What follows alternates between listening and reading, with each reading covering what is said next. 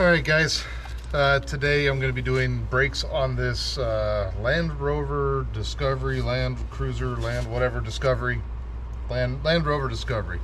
So this is my chiropractor's car. It is Sunday morning, so good morning to you. I'm going to show you a couple of the quick tricks of things that I've learned on here. I already did the other side, and then I said, you know, I should be recording this. Why am I not recording? We're going to go ahead and get this thing apart and show you how to do it. It's a pretty simple job on these.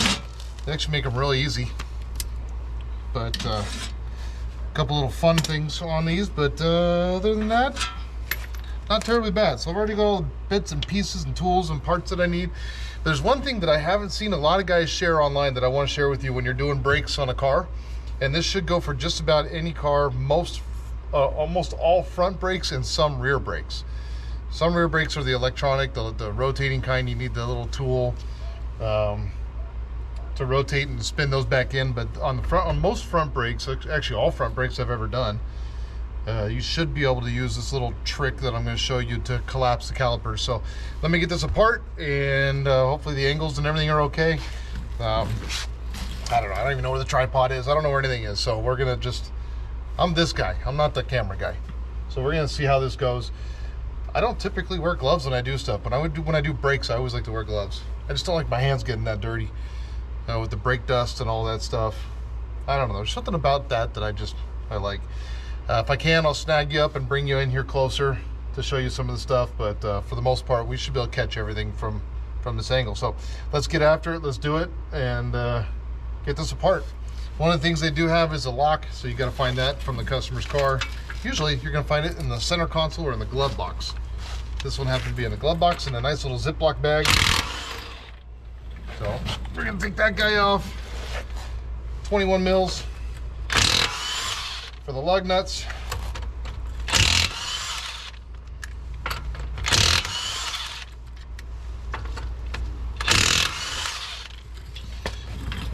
And I went ahead and rotated the tire because I know we're going to need to get to the caliper, which is up front here. So I just went ahead and rotated the tire, got it out of my way.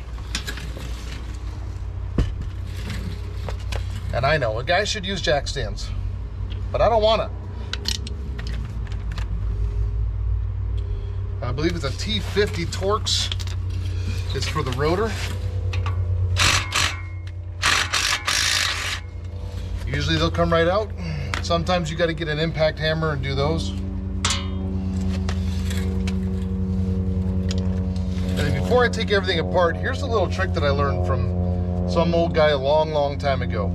A big flathead screwdriver. We're just going to cram her down here into the rotor. Then we're going to slowly put pressure on it and pull that caliper in. And then we can get another bite on it right behind the rotor here. And just slowly pull on it. You don't need a rafe on it. You don't need to bend your screwdriver on it. You don't need to do anything stupid. Just give it a nice slow pull. And what this is doing is it's pulling the caliper against the rotor, but it's pulling the caliper back out. The piston's right here. So all we're doing is just collapsing the piston, pushing the fluid back up into the car, up into the master cylinder. So we're going to pull on it, just give it a little bit of pressure. You'll feel it slide. If you're not feeling it slide, don't force it. Maybe there's a different problem. But now I've got it fully collapsed. What I'm going to do now is I'm just going to give it a little bit more pressure. And this is part of the reason why I have the wheel turned, or at least locked, because if you start pulling on this, the wheel's going to turn with you until you finally get to the point that it's in a lock position. But I just give it a little extra pressure just to make sure I fully collapse that caliper. And that caliper's fully collapsed. So pretty basic, man. It kind of saves for a lot of problems and trying to figure out getting a C-clamp or something else silly and trying to mangle with all that stuff, man. I just don't like to do that. So this makes it a lot easier. Makes my life a lot simpler, more simpler, however you say, I don't know. But we'll pull these little plastic caps off that help save the caliper bolts, I guess. I don't know, keep schmutz out of the caliper bolts. Really? I mean, I should just, come on. All right, there we go. Little plastic caps into the rubber bolts, or rubber sleeves. Pretty simple stuff. These are really easy. Really easy. 11 millimeter is the supposed to be a 12 mil. I don't know why, but these are 11. I looked them up. It said they're 12. And I'm just going to loosen them.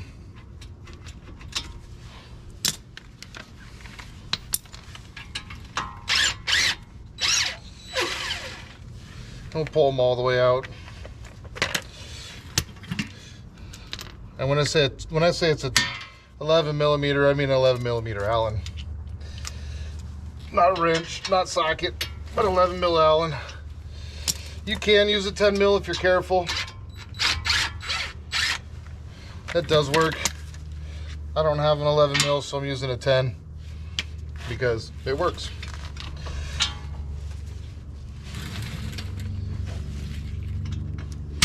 And then we just got a little clip on this side. I'm just gonna get out of the way, and our caliper comes right off. Swing it up, set it out of the way. Pull out the brake pads. Pull off the brake pad. And then we got to get our caliper mounting bracket off, which should come right off. In theory. We'll give it the big ugga-dugga.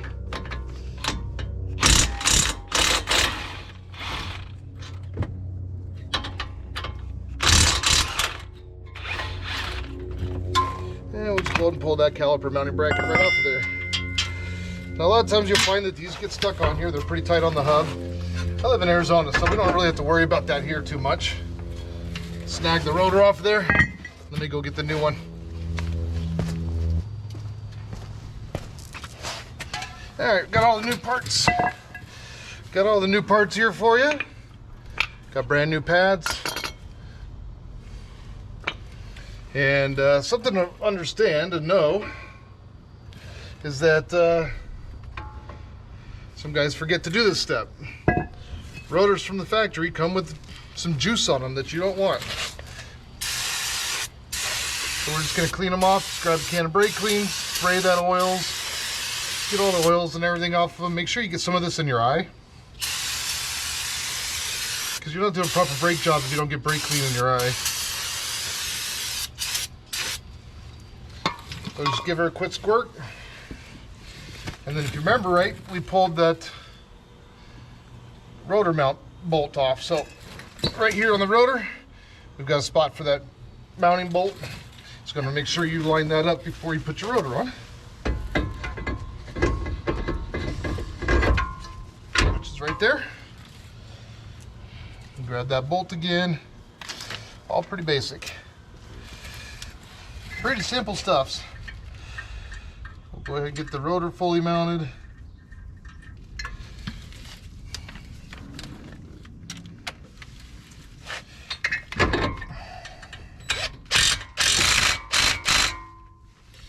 Torqued if you want. If you're feeling a little fun, throw a wrench on it real quick, ratchet, just to make sure it's tight. But we already know it is. I know my ugga-dugga. Got that D-Walt. And then all we're gonna do is just throw it right back together the same way it came apart. Caliper mounting bracket.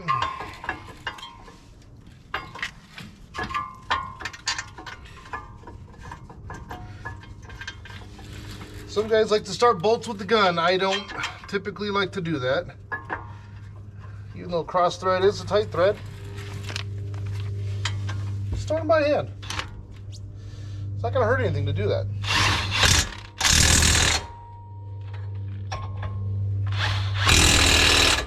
$15 mil bolts.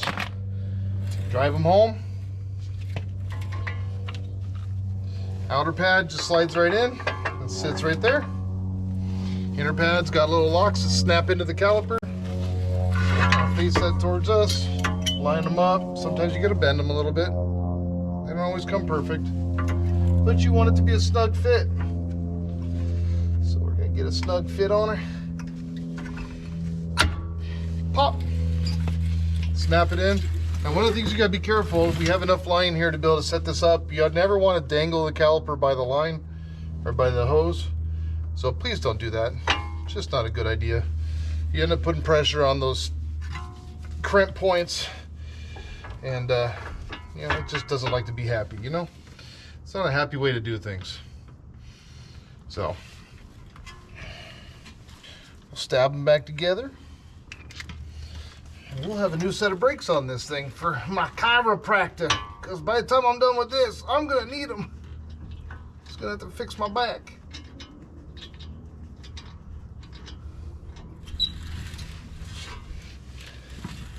Some guys like to grease up these pins. I don't know, man. I pulled this thing out factory-wise, and you know, they're not juicy, they're not greasy. So I'm not gonna grease them up, just because.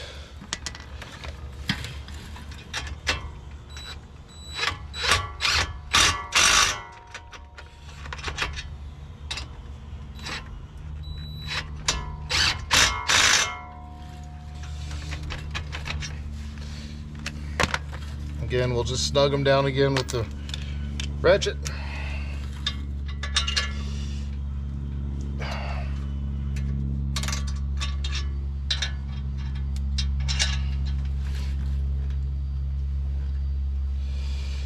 Click, torqued.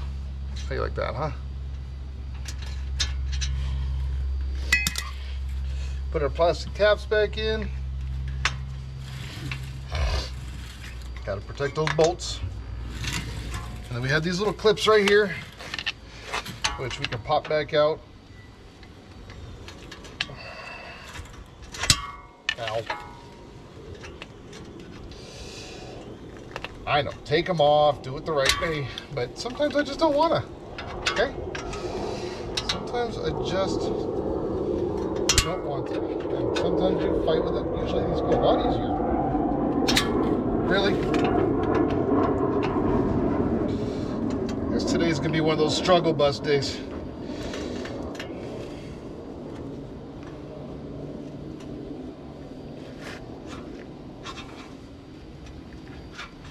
Today's just gonna be one of those days where we struggle bus along. I tried to do the little shortcut on this thing, and I'm paying the price now. That's all right. That's all right. I'll get these clips on and I'll get back to you guys. There we go. Sometimes the brain just doesn't work, you know? All right, make sure we've got everything tightened up, with the upper lower bolts tightened up, caliper bolts tightened up, everything's in there. All we gotta do is stab the wheel back on.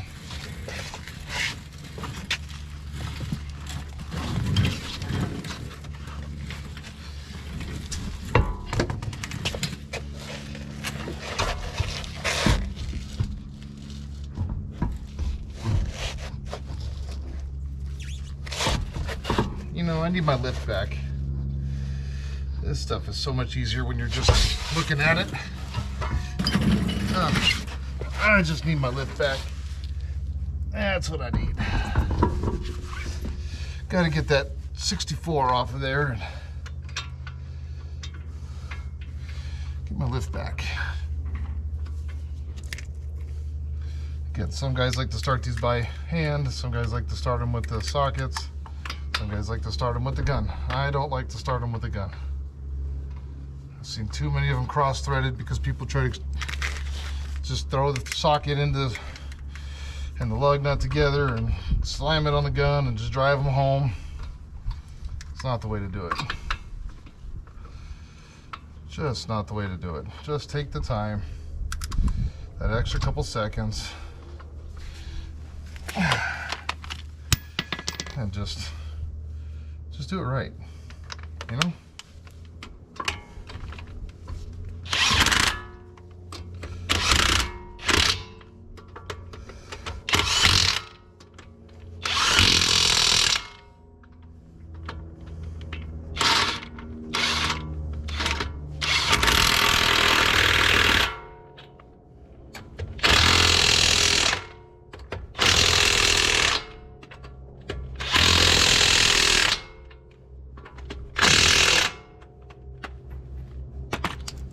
there you have it. Front brakes, Land Rover. Easy peasy. Get in, fire it up, pump the brakes a couple times before you try to go anywhere, because you've got no front brakes right now. You gotta let the piston kind of come back out and squeeze those brakes together. And then I always recommend going and blasting off real quick. So find a good spot where you can get up some speed, and then just hammer down on the brakes. 1 or 2 times will do it. Kind of seats everything together, makes everything happy, and you know, gets them ready to get hot. But you gotta seat them. Some guys just do brakes and then they kind of creep away and they go do their thing, and then they wonder why they squeak later. It's because you didn't seat them. Gotta seat those brakes. So when you're done with them, we're gonna go out and burn it down the street real quick and slam on the brakes probably a good 2 times and call it good. See you guys.